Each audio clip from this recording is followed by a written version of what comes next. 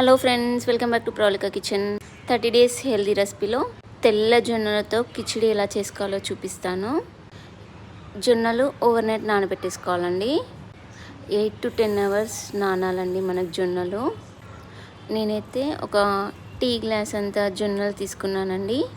ఇవి మనం కుక్కర్లో బాయిల్ చేసుకోవాలి. కొద్దిగా సాల్ట్ యాడ్ చేసేసుకొని 10 to 8 విజిల్స్ రావాలండి. ఇప్పుడు మనం కుక్కర్ క్యాప్ ఓపెన్ చేసేసి చూసేద్దాం. చూసారా, మనకి ఈ కన్సిస్టెన్సీలో వస్తే సరిపోతుంది.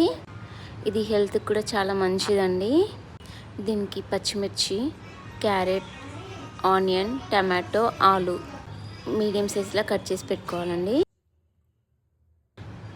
కొన్ని సోయా కూడా హాట్ వాటర్లో డిప్ చేసి పెట్టేసుకున్నాను.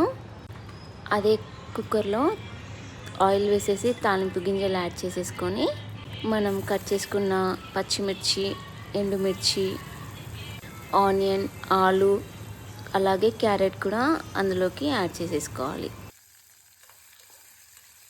ఇప్పుడు దీంట్లోకి టమాటా కూడా యాడ్ చేసేసుకుందామండి.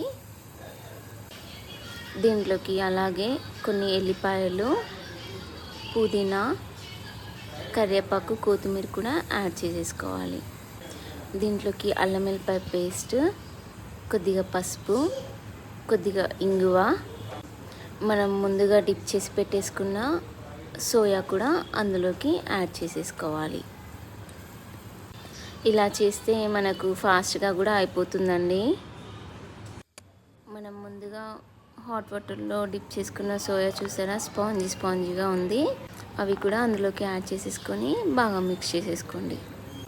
నేనైతే ఒక 1 to 2 టేబుల్ స్పూన్ పెసరపప్పు నానబెట్టేసి పెట్టాను, ఒక 5 minutes.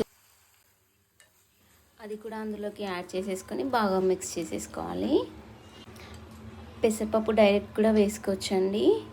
ఇప్పుడు మనం బాయిల్ చేసుకున్న జొన్నలు కూడా దాంట్లోకి యాడ్ చేసేసుకోవాలి. అలాగే కొద్దిగా మనం వాటర్ కూడా యాడ్ చేసుకోవాలండి. ఇవి కుక్ అవ్వడానికి కొద్దిగా టైం పడుతుందండి మనకి. కుక్కర్ క్యాప్ క్లోజ్ చేసేసి 3 to 4 విజిల్స్ వస్తే సరిపోతుందండి. ఇప్పుడు మనం క్యాప్ ఓపెన్ చేసి చూద్దామండి. ఇది నెయ్యితో చేస్తే కూడా చాలా బాగుంటుందండి. చూసారా, తెల్ల జొన్నలతో కిచిడి రెడీ అయిపోయిందండి. ఎంత పొడి పొడిగా వచ్చిందో. ఇది మనం సర్వింగ్ బౌల్లోకి తీసేసుకుందాం. తెల్ల జొన్నల కిచిడి రెడీ. మీరు ట్రై చేసేసి కామెంట్ బాక్స్లో మెన్షన్ చేయండి. Please subscribe my channel.